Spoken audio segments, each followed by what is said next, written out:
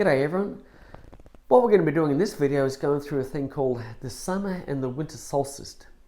It's one of those things we hear about, but what I want to do is go through it in detail to make sure that you understand exactly what's going on. We know and we hear about the Tropic of Capricorn and the Tropic of Cancer, and the fact that for some reason the Earth's on an angle of 23.5 degrees, and so all of those things are actually related, along with the equinox as well. So we're going to be covering that as well. So I thought I'd give you the heads up on what we want to cover, because the next video is located, I've taken a series of photographs from our winter solstice down here in the southern hemisphere, which happens on June the 21st. So that's our shortest day of the year down here in the southern hemisphere, as opposed to yourselves in the northern hemisphere. That would be your summer. So I've taken the photographs from June the 21st, July, August, September, October, November and December, and that is our summer solstice. So I want to make sure that there's a variation in time frame, obviously, when the sun comes up from the winter solstice for each one of those months, but also the location of where the sun comes up changes.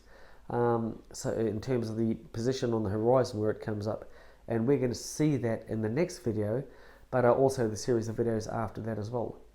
So I just thought I'd give you the heads up. I'll show you where we're located so that you can understand, when I've taken these photos, exactly where Albany is in relationship to the Earth's upside down there. But we are actually located on the southwest coast, or south coast of Western Australia, just there, Albany.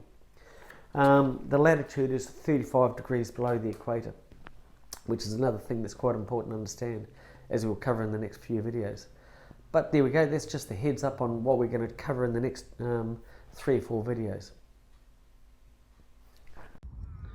Okay, we're at the top of Mount Clarence here in Albany, overlooking Middleton Beach.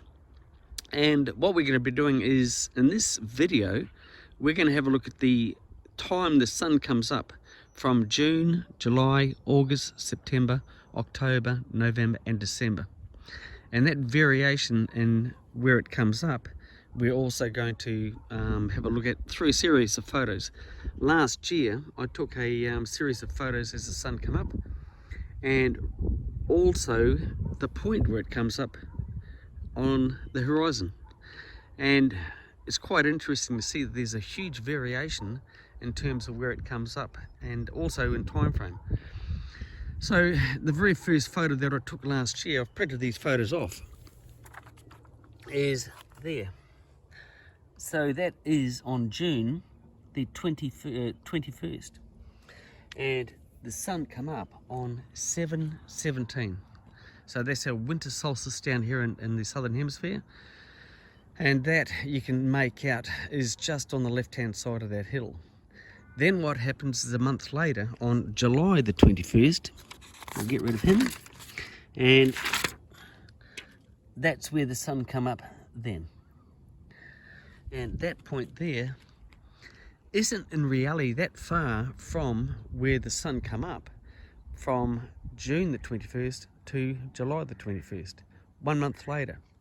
And in terms of time frame, we've only gained 7 minutes of sunshine from June to July. And the reason why I say that, we're going to see quite a large increase in time frame in terms of light as we pass through each one of the months. So June, July, the next month is going to be August. So if we have a look and see where the sun comes up in August, we have now gone to there, just above that point there, which is there.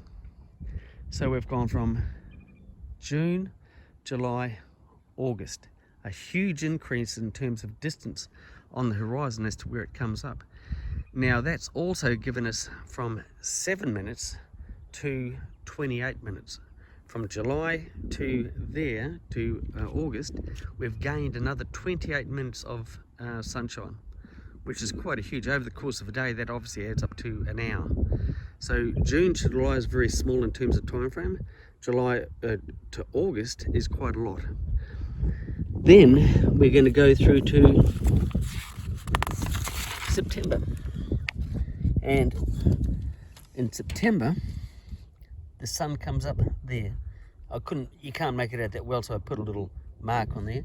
But basically it's out from the headland, out from that point there.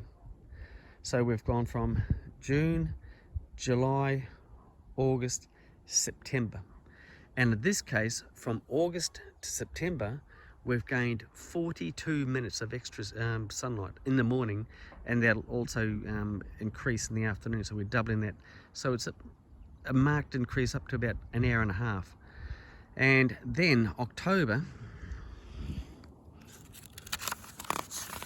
we can see, not that clearly, but it comes up between the two islands.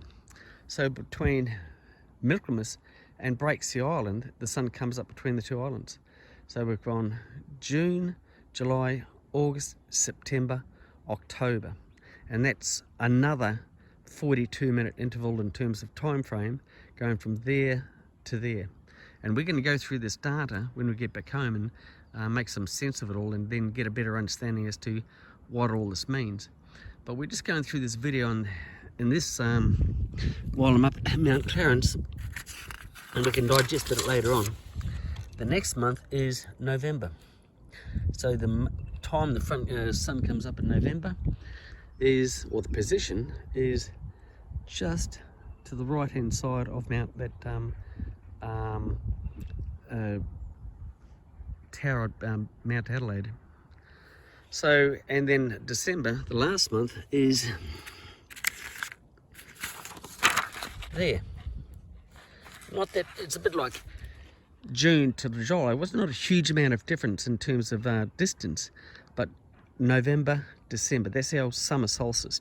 So it's gone from a very small amount to a larger amount. So 7 minutes, 28 minutes, 42 minutes, 42 minutes, 28 minutes, and then 7 minutes at the very end. So we're going to look at the impact that that's actually got and why we have got that variation back at home. But I just wanted to show you that distance between there and there is quite large. Now, in relationship to Albany, we're right at the bottom of, down the bottom southwest of Western Australia, and we are the lowest point pretty much in Australia to watch the sun come up and sun go down in terms of our solstice. On Darwin, for instance, they get a much shorter, the distance between there and there, I think, is about 58 degrees. But if we were to go to Darwin, which is in the top of Australia, that time, the distance is actually much shorter. So they get a far greater, lesser degree of variation and time frame as to where the sun comes up as well. So it's all interrelated. Anyway, we'll go back and digest all this information, but that's just a view looking from Mount Clarence, from the winter solstice to the summer solstice.